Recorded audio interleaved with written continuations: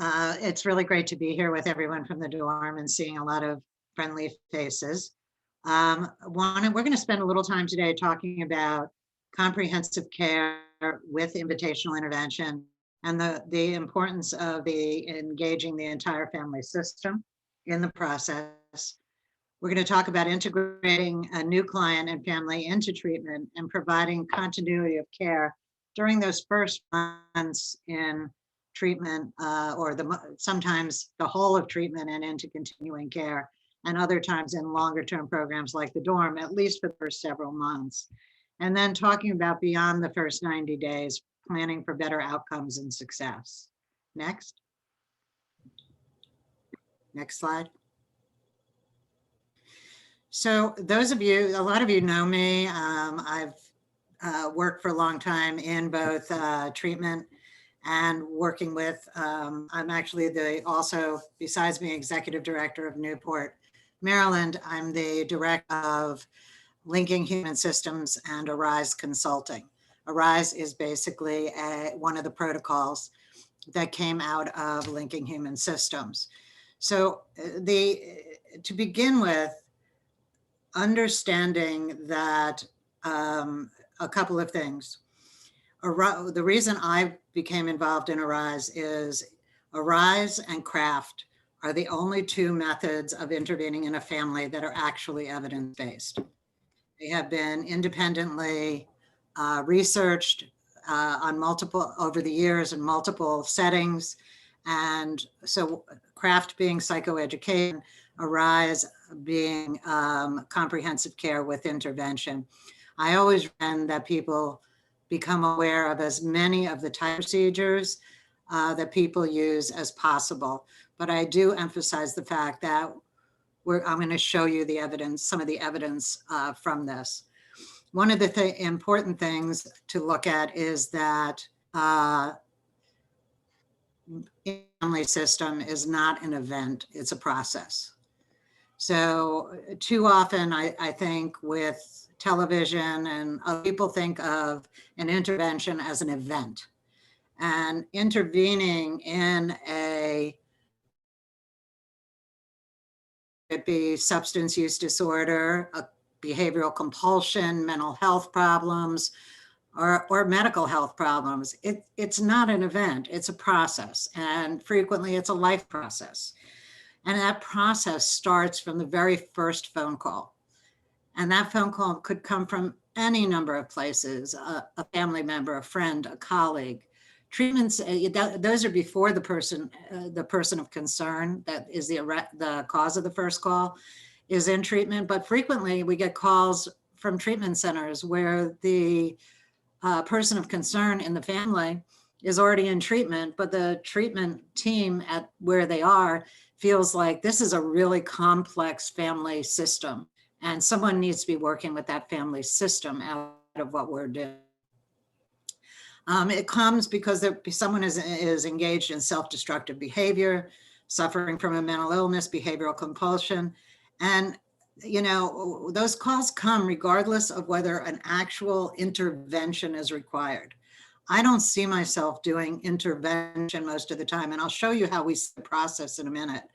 But what I see myself doing is engaging families in family meetings to talk about what's going on and find solutions that are healthy. And those calls come, again, when a person is resistant to entering treatment, the person is in some form of treatment, but the family isn't engaged. Again, working with a lot of people who start out in 12-step recovery on their own and realize that they need help getting their family engaged. So sometimes the call actually comes from the person that the family would consider the person of concern. It may call when the person of concern is threatening to leave treatment against medical or clinical advice. And sometimes it comes when a treatment program calls and says this family needs work beyond the person's stay in treatment. Next slide. One of the things that that is always really important to look at, and that I use this slide with families I'm working with. Whoa, did we skip one? Okay, we're back. When the principles of Arise, we're going to go back to principles. We want to always be sensitive to culture, gender, and spirituality. Also, when I refer to family, I'm referring to, it may be birth family, it may be family of choice. It is important that we look at the family as it exists for the individual and the group. One of the things we want to do is expose and resolve secrets that may exist in the system. Consider all of the problems and their interconnectedness. Reconnect the transitional pathway, which is the slide we almost went to, and assure continuity of family values, mission, and heritage. We see the family as resilient, and they come to us frequently feeling vulnerable and dysfunctional. Next slide. The transitional pathway is something all of us live with. It is, sometimes the term transitional pathway is a little confusing to people. So I like to say, think about all of the experiential transitions that you're going through at any given time. And research tells us that if you're going through 3 or more transitions at any one time, whether they're positive or negative, someone in the family system is likely to become symptomatic. Not just because of the transitions themselves, but thinking about it this way: for every transition, there are tasks. So let's take when us professionals had to stop seeing people in person at the beginning of COVID. So the beginning of COVID was the transition. In my case, I had to take an entire PHP and IOP program for adolescents and convert it to virtual. That meant getting enough Wi-Fi, getting enough computers in staff homes, getting schedules up, getting links up for the clients, making sure our psychiatrists could get in, and on and on and on. How are we going to set up meetings? How are we going to, it became into engaging with the parents. Just that one thing probably created 25 tasks. And then, I had to adjust my home. And oh, by the way, I have a 96-year-old mother in assisted living. I had to deal with that. So you start to add the transitions and the tasks. It is no surprise that when we get that first call, the person we're talking to is in despair. Our job is to help move them from despair to relief and resolution to hope. Frequently, and we do that, a lot of that in the very first caller. One of the most common things I hear at the end of a first call, which is usually 20 to 25 minutes, is, oh my God, this is the first time I feel like there's some hope. So I use this with families so that they can see what they're doing and the work they're doing. Next slide. Looking at what does the comprehensive care with invitational intervention flowchart look like? So on the left, you see a tower, and that's the basic comprehensive care Arise system. We go from first call to first family meeting. I would tell you, and you'll see this later, about 50% of people, 60%, mine are somewhere around 65, will agree to whatever the family is asking in that first meeting. If they do, we go straight to comprehensive care, because I know, and I only will work with a family that commits to 6 months with me. So I know that if I can get the focus off the person of concern that they first called about in that first meeting, that I will get multiple members of that family system in some form of self-help or therapy, or help them get what they need. It frequently is that simple. If after a meeting, the person of concern in the family is resistant, then I slide over to the left, and you see under there, those two, level 2 and level 3, are what we would actually call intervention. But again, they don't really, level 2 is just like comprehensive care, except we're bringing more people in to try to influence the situation. We're continuing to talk as a family, as coworkers, as just people who, we call it strength in numbers. So sometimes we just bring in other people. One example I would give you is working with one young man, and in the first meeting, a family member said, "You wouldn't say that. You wouldn't be this resistant if your uncle were here."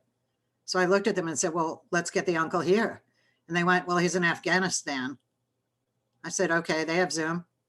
And we literally got him on the next day into the second meeting, the level 2 meeting, and the young man went to treatment. So it really is about finding that. And then as soon as they did, again, you see we'd slip back over to the left and go back right into comprehensive care with the family.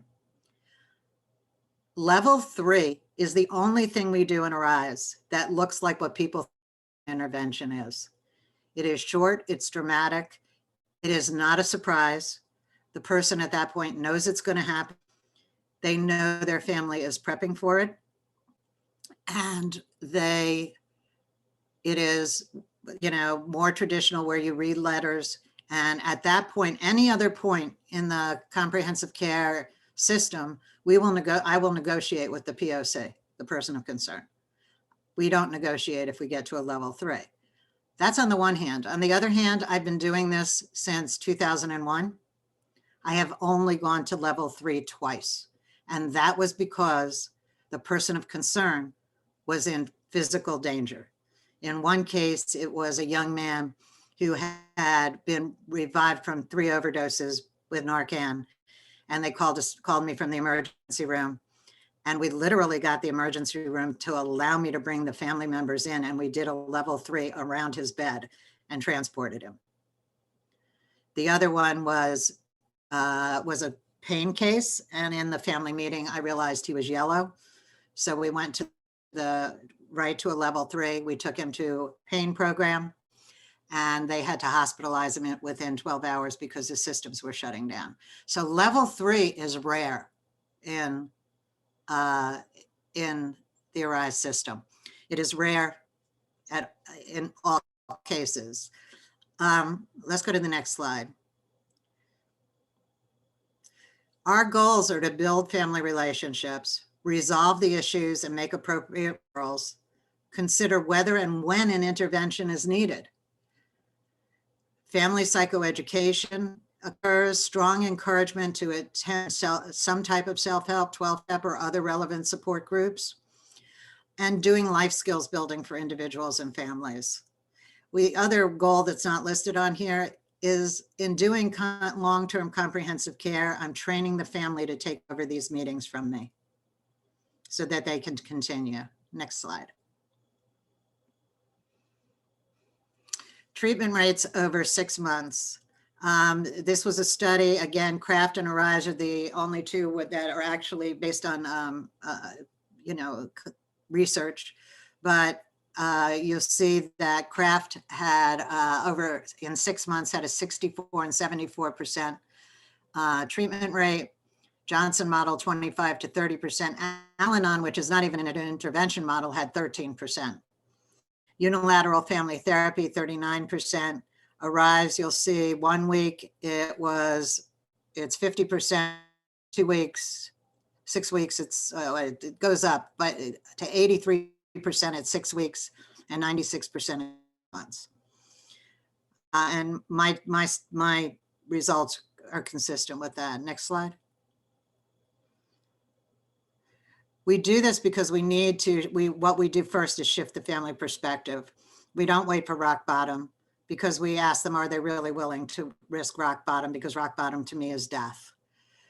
We redefine what success is, and we get the family to focus on hope and healing, not just focus on not using. Next.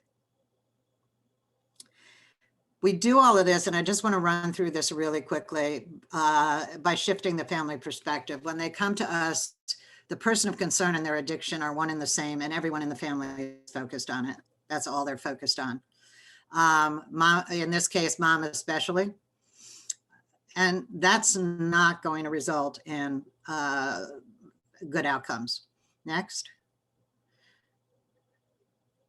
Next slide. So the first thing we do is we put the person of concern sitting with the rest of their family and put their addiction on the side with them.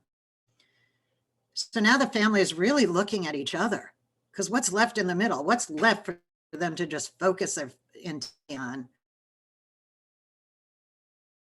To scapegoat? Nothing. So let's look at the next. Let's step further on the next slide.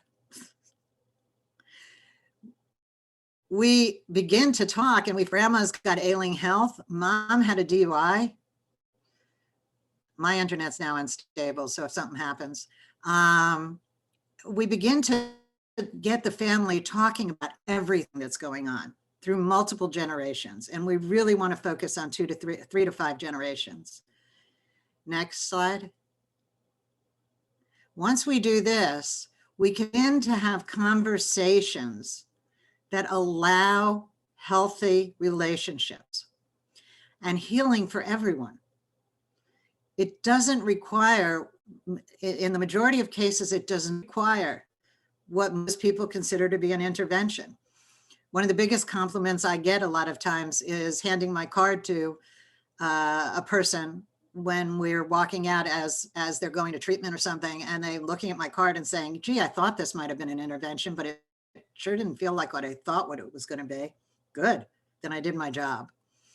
So we're really focusing on the whole family and healthy relationships. Next slide. So when I'm referring a client to the dorm or to Newport, there are a couple of things I look at.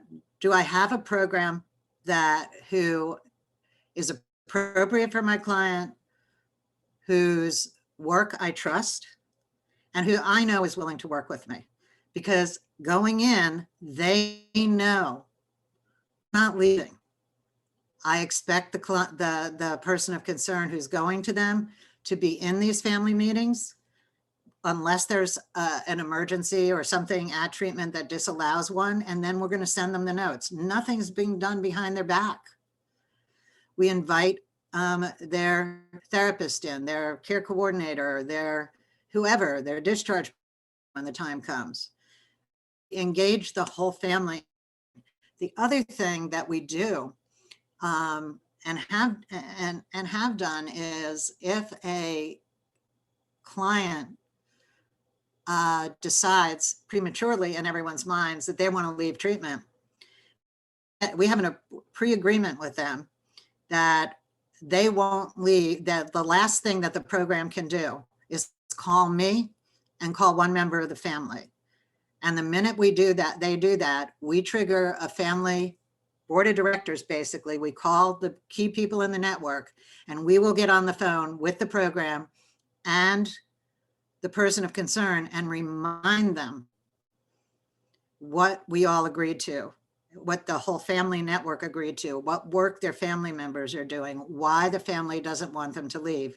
We are really effective working with programs like the Dorm and Newport in getting folks to remain in treatment when they're going through a rough time and they want to leave.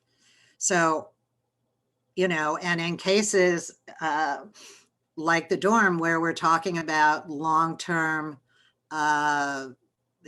habilitation and life change, there may come a point where, I'm not involved, but the family knows they can always bring me in when they need to. So we basically at that point turn the treatment over to them, and we continue working with the family. Next. So Gale, I'll take it from there. Thank you so much. And I was actually just thinking about your slide of the family system at the end, where all the pink arrows arrived and everybody's talking to everybody. We could take that same image and apply that to all of the stakeholders once treatment is in place, you know, and to think about exactly what you were saying is, you know, what's the transition between the intervention and the process that arise and that you go through with the family to get somebody ready to go to a program like the dorm or like Newport, and then what do we do after that? And the alert, the point of this whole conversation is that we want to establish exactly the same network with Gale's team, with the Arise team, with the other folks who are key stakeholders in the process, including people like education consultants and things like that. So, you know, I thought that was I hadn't thought about that until I heard you talking about that, but I think that it's an interesting parallel between exactly what needs to happen with the family is what needs to happen, programs pick up. So, you know, of course, all that being said, communication is key. We really, as a therapeutic program, truly benefit from really understanding the uncovering and the discussion that happens during the Arise process with the person of concern or the client and their family members, because that gives us a huge amount of information about what's going on. And oops. I saw a message that my sound was off, so I'm going to take my headphones off in case that makes it hard or easier for y'all to hear me. But communication with all of the key players is really important, but it really enriches our process to get started. The reason it enriches our process specifically is because it actually helps us tailor our treatment plan to exactly what the most urgent concerns are for the person as they enter in treatment. And what we know is when clients come in, the way to really help them know that this is going to be a helpful experience for them is to truly listen to what it is that they really need at this moment. So to be specific with those goals, to not apply our own goals on top of it, to really listen to what it is that they want to work on and allow for them to hit the ground running with the things that are most meaningful for them. And of course, family involvement is key. It's just as key throughout treatment as it is in this beginning phases like Gale was discussing. We integrate family work within our program the whole way through, and build a relationship with the family members is a key to success so that we can do all of the components that we need to do throughout the course of treatment, which of course is including things like expectation management. So allowing for clients and parents to feel involved and engaged in their treatment at the very beginning by doing some real level setting. That can include things like expectations around length of stay or having an above the board or on the table conversation about that.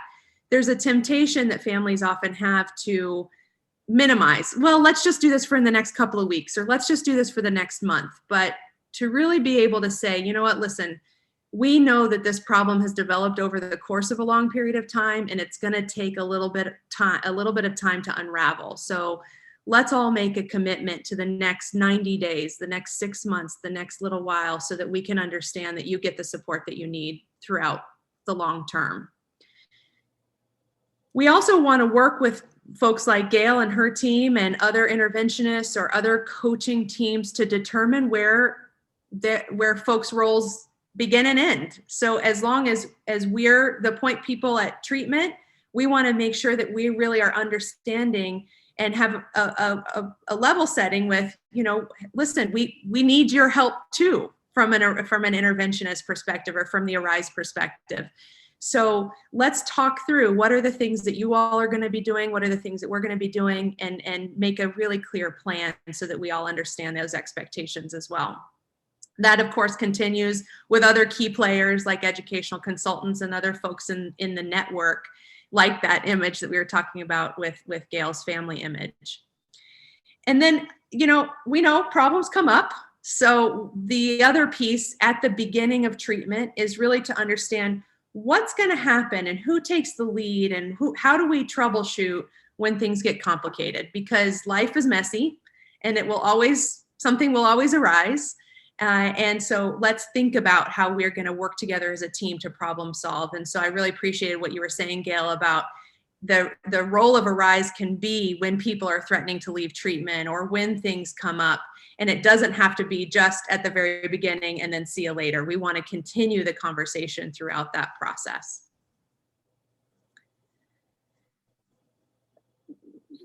One of the things that we want to think about throughout treatment is, people come into treatment having had a really powerful experience with, heart to heart with family members, or really hearing from loved ones that they're worried about them, or that now is the time to start thinking about making a change.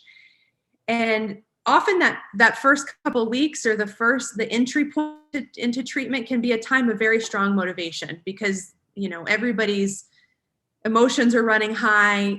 There's a lot of love and concern there. And so folks can be really ready to enter in. Maintaining that motivation for change throughout the course of treatment is one of the ways that we want to carry that thread of what those initial conversations were over the course of that 6 months that the Arise folks continue to work with their families while also working with folks in treatment. So we know actually that motivation can be both internal and external. There's a myth out there that says that you have to be internally motivated to change. Usually there's some kind of combination. Sometimes it's truly external to start. Sometimes, especially young people, will say, I'm doing this because I love my mom and she's asking me to, or I'm doing this because I can see it's really stressing my parents. And it's okay to be mostly external at the beginning. It's okay to be a mixture. And I like to challenge each of us in this space to say, when was the last time you really made a significant change? And if you go back and think about what were the components that helped you become motivated, it's often some external guidance or feedback that we get, whether it be from a loved one or a medical doctor or a colleague that's well respected. Somebody might give us some feedback, and that actually motivates us to change. But what we know is what starts external often becomes internal, because the process that we're asking people to engage in feels good, because they start feeling more connected to their values, because they feel healthier, because they feel more stable.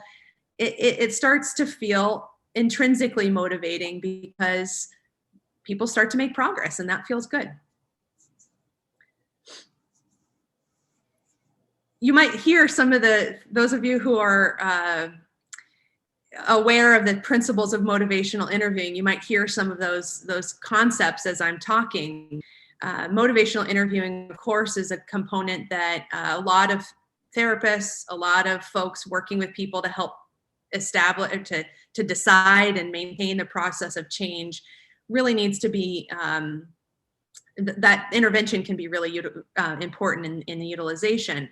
But motivational interviewing is not just something that happens at the beginning. It can happen throughout treatment, because motivation naturally waxes and wanes over time. There are times when we're really driven to make these changes, and then there are times that are difficult.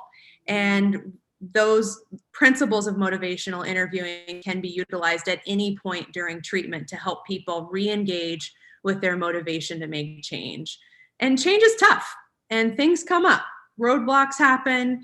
And every time we have a roadblock, there's an opportunity to re-engage. What are our goals? Why are we doing this? And one of the key components to motivational interviewing, and this is really important for me personally, but I think also for us at the dorm, is really understanding and believing and knowing that each individual has the ability to find their own reasons for change, and that they don't have to be my reasons for change. And truly respecting that, and respecting that the client is capable of doing that, will empower them to take responsibility for their own process. So rolling with roadblocks.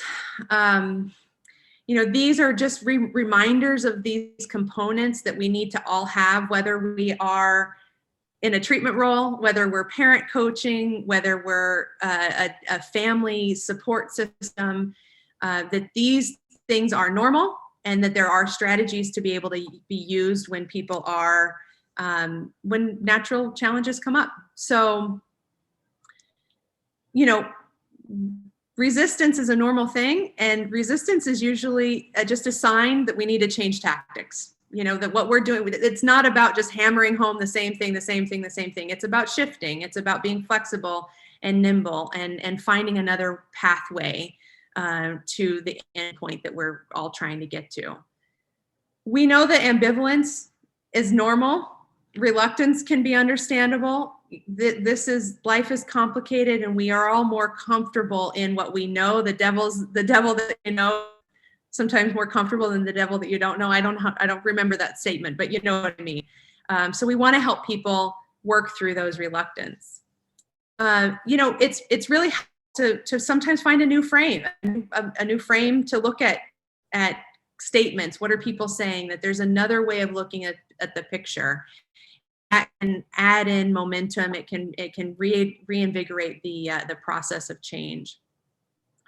One of the things that I'm really aware of, because this is part of my personality, sometimes I get stubborn, and this writing reflex is a key concept that we all need to be aware of, because we're all helping professionals. We all want to help people do better.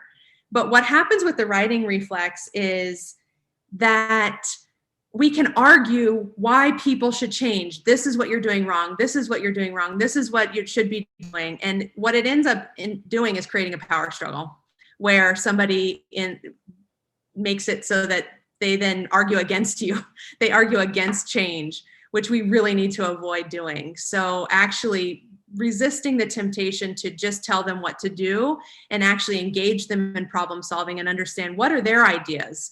What are the things that they might be able to commit to? And again, it's not about me solving their problems for them.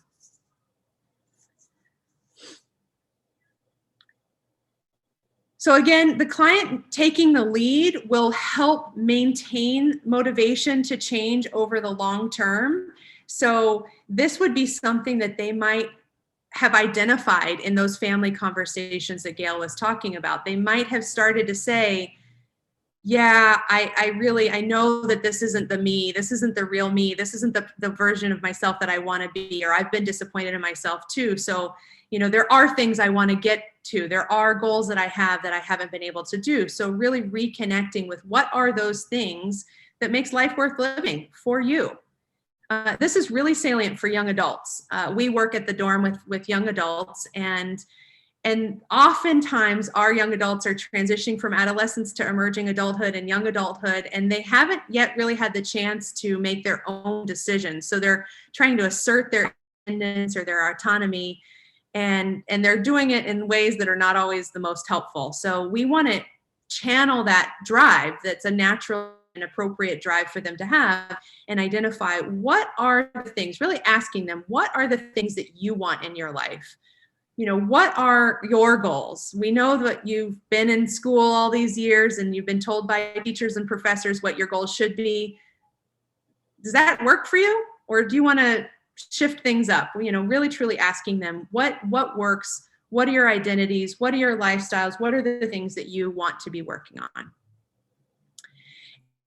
Crucially, especially with young adults, but with any family really, parent coaching and family therapy has to be integrated into the process, because parents might not understand why a young person has the goals that they have, or they might not approve of those goals, or that might not be in line with their hopes and dreams for their young adult child.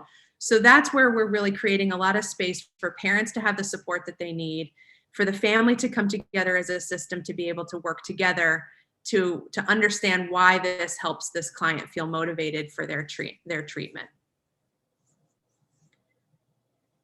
And then lastly, and really, I'm so fortunate, so glad that Gale was talking about that transitional pathway. I can't remember what the phrase was. We'll have to go back, but the idea of cultivating hope.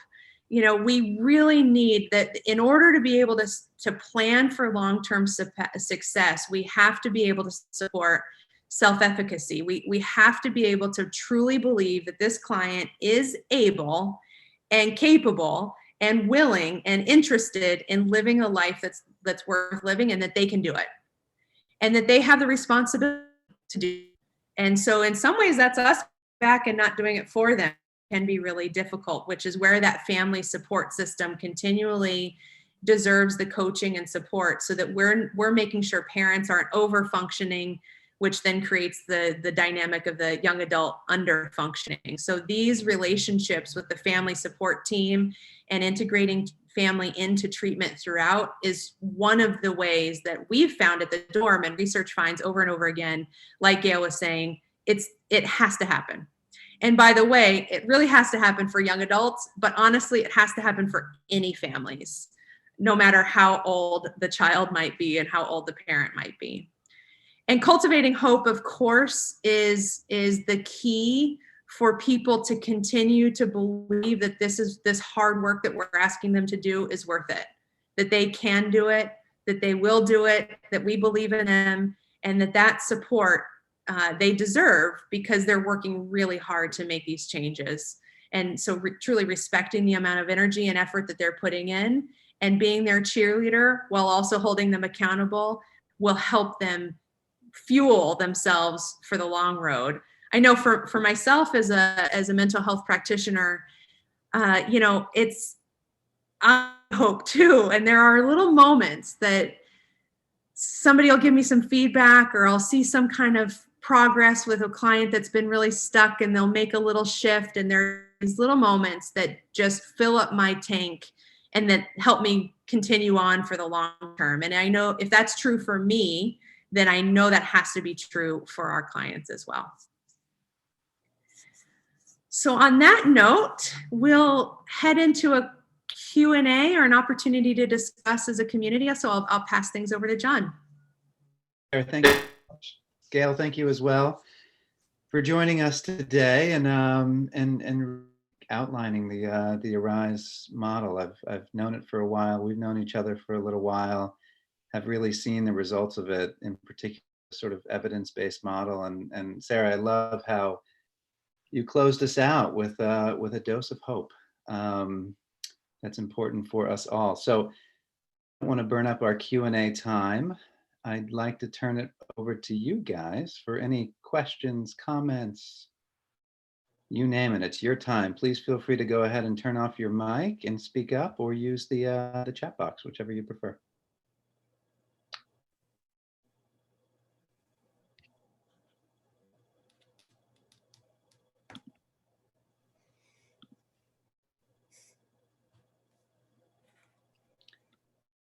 Bye, Joyce.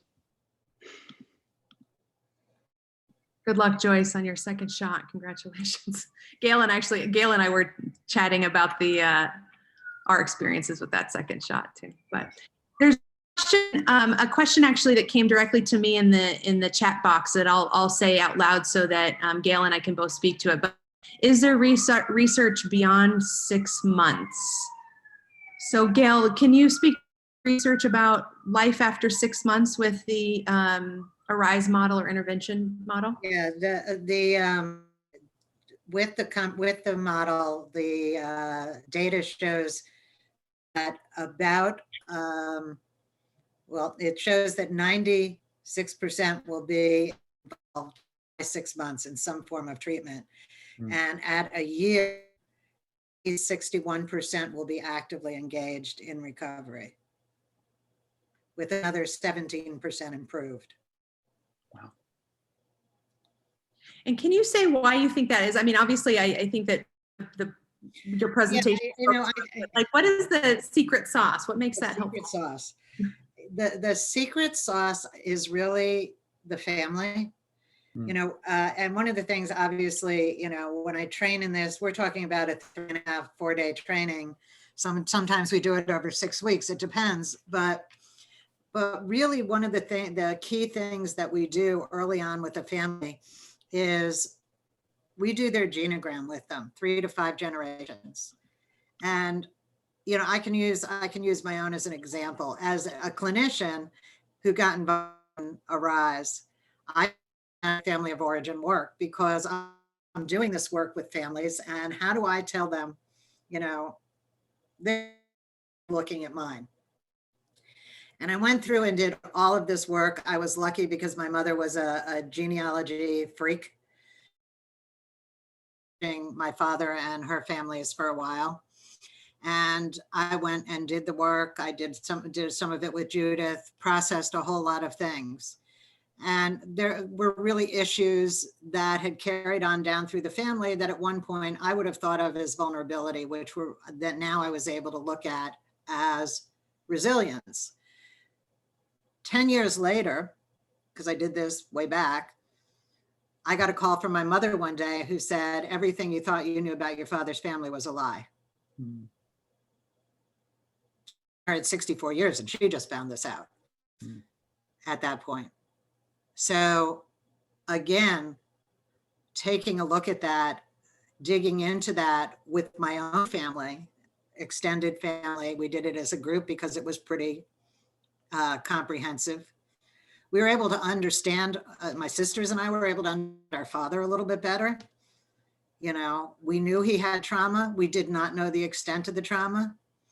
We thought his trauma was seeing his mother die when he was 7.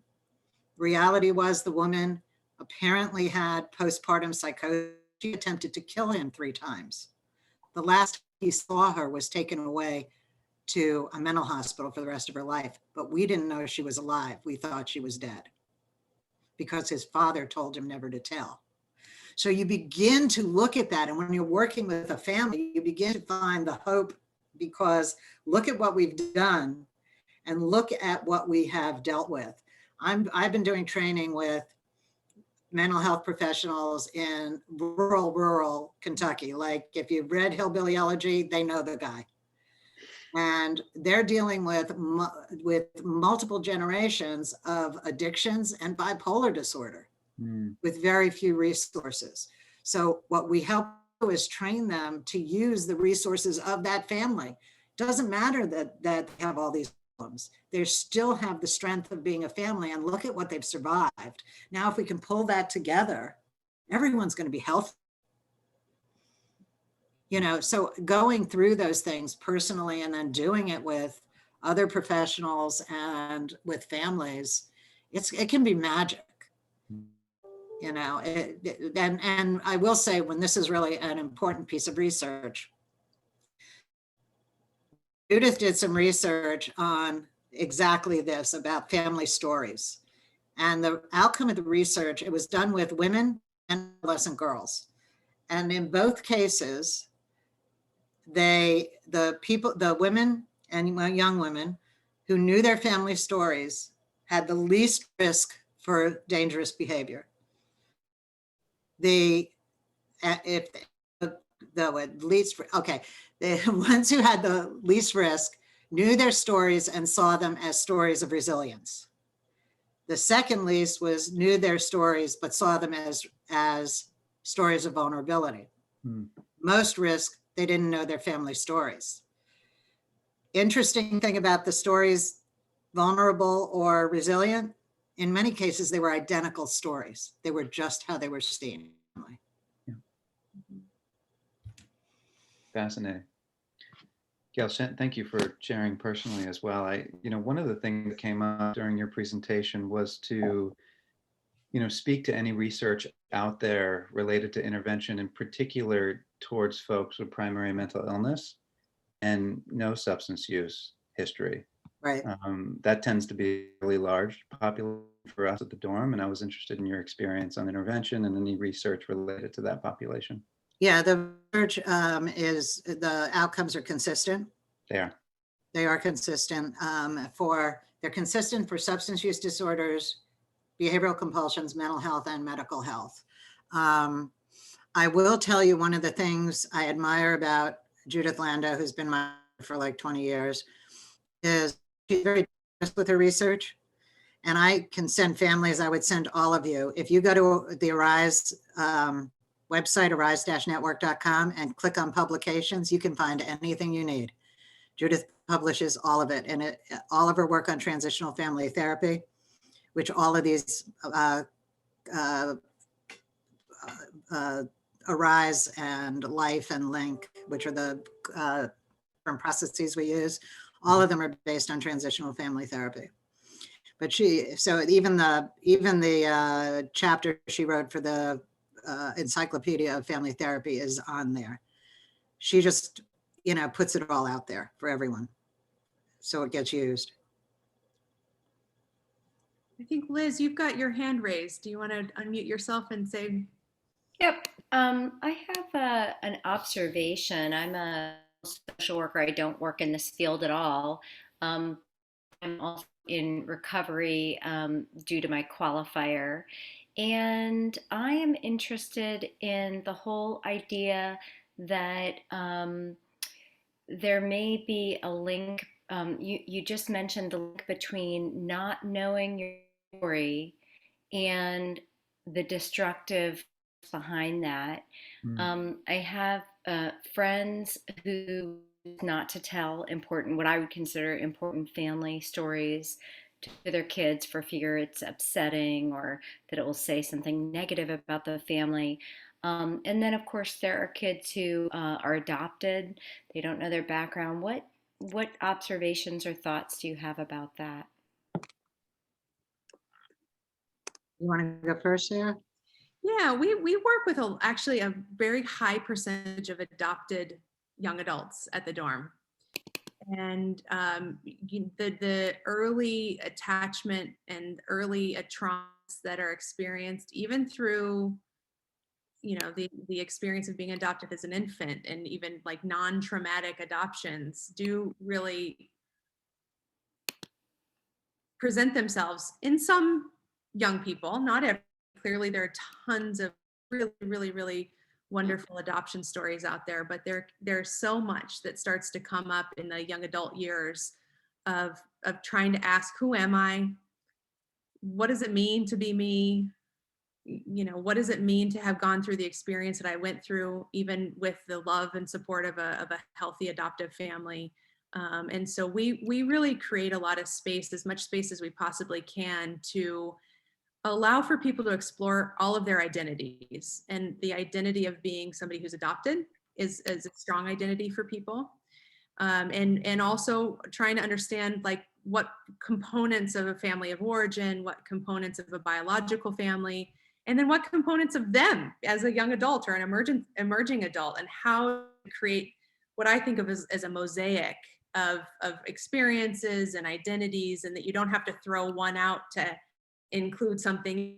They can all be present together, and really just create the space to be able to talk about that, and then loop back in the parent coaching, family therapy, and to include the parents, even in adulthood, when we're working with adult clients, to have those conversations about what does that mean for me now, and to coach the parents on being receptive to some of that content, because the person can be struggling with,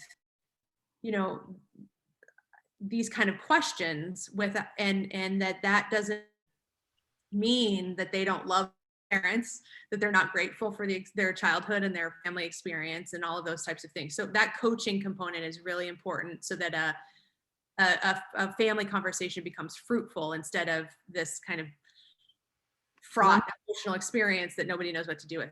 Maybe I feedback that. I knew we assume that all of us, all the kids, have attachment ruptures at places in their life, whether they're adopted or not. Mm-hmm. And all of the family therapists in Newport are trained in attachment-based family therapy, which is Guy Diamond and his team out of Drexel. And he and his team train our staff and supervise them in terms of ongoing development of their skills in working with that. So, attachment, obviously, that it's different attachment issues in adoption and biological families, but we all know that so many of the young people we work with see, feel, and report attachment ruptures with their family. Thank you for that question. Looks like we have time for one more question. If anyone wants to chime in. Yeah, I would. Hi, Darren. Yeah, hi, how's it going?